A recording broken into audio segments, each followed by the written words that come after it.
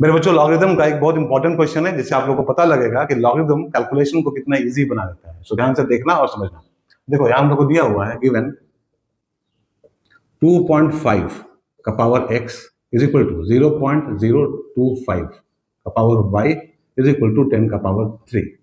Right, ये हम लोग को दिया हुआ है और हम लोग को वैल्यू बताना है 1/x माइनस 1/y का। सो बच्चों यहाँ हम लोग लॉगरिथम का यूज करेंगे। ठीक है, तो एक काम करते हैं हम लोग बच्चों, बारी बारी से पहले इन दोनों को फिर इन दोनों को लेते हैं। ठीक है, सो सबसे पहले लिखो यहाँ पे 2.5 का power x is equal to 10 का पावर 3। फिर लिखो बच्चों 0.025 का power y is equal to 10 का पावर 3। बच्चों दोनों एक्सपोनेंशियल फॉर्म में है तो दोनों को लॉगरिथमिक फॉर्म में लिख लो पहले। ठीक है, देखो यहाँ क्या हो जाएगा, यहाँ बेस कितना है 2.5, सो लॉग बेस में आ जाएगा 2.5। वैल्यू कितना है बच्चों 10 का पावर 3, तो यहाँ लिखेंगे और पावर आता है इस साइड, x यहाँ पे आएगा। तो x का वैल्यू इतना है।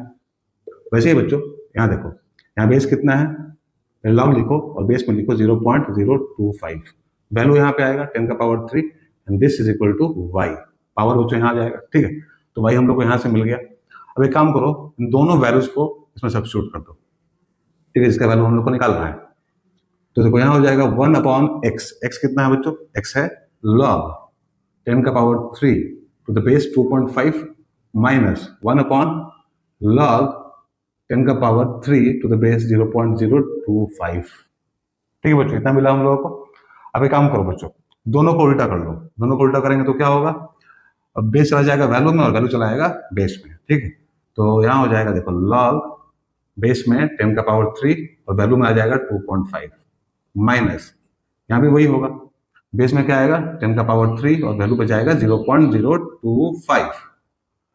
ठीक है बच्चों, अब क्वेश्चन रूल आप लोग को याद होगा बच्चों, वो हम लोग अप्लाई करेंगे यहाँ पे। क्वेश्चन रूल क्या था समझो, यहाँ पे देखो ये था log a upon b to the base m is equal to log a to the base m minus log b to the base m। Right बच्चों, अब इस फॉर्मेट में ये है बच्चों, तो हम लोग को क्या मिलेगा, यहाँ से हम लोग को मिलेगा log 2.5 डिवाइडेड बाय 0.025 और बेस में आ जाएगा 10 का पावर 3। ठीक है बच्चों, अब इन दोनों को डिवाइड करेंगे तो हम लोग को मिलेगा यहाँ 100। So this is equal to log क्या होगा बच्चों, बेस में 10 का पावर 3 और वैल्यू में आ जाएगा 10 का पावर 2। 100 क्या होता है, 10 का पावर 2 होता है। ठीक है, इतना हम लोग को मिला। अब देखो यहाँ बेस पे भी पावर है और वैल्यू के ऊपर भी पावर है। ठीक है, कुछ इस तरह का है, log a का power b to the base b का पावर q। तो बच्चों जो वैल्यू के ऊपर पावर है वो ऊपर आता है और जो बेस के ऊपर पावर है वो नीचे आता है, इनटू log क्या होगा a to the base b। ठीक है, सो ये फॉर्मूला आप लोगों को पता होगा। ठीक है बच्चों, इसको हमने डिस्कस किया था अपने थ्योरी सेशन में, अगर नहीं देखा है तो जाकर जरूर देख लेना।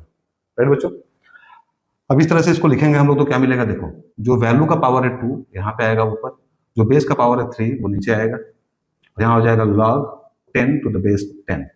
ठीक है, अब देखो वैल्यू और बेस दोनों सेम है बच्चों, ये पूरा 1 के बराबर हो जाएगा। So this is equal to 2/3 into 1 is equal to 2/3 is the answer. ठीक है बच्चों, तो उम्मीद है आप लोगों को समझ में आ गया होगा। बच्चों कोई भी दिक्कत हुआ हो तो कमेंट जरूर करना। Thank you very much.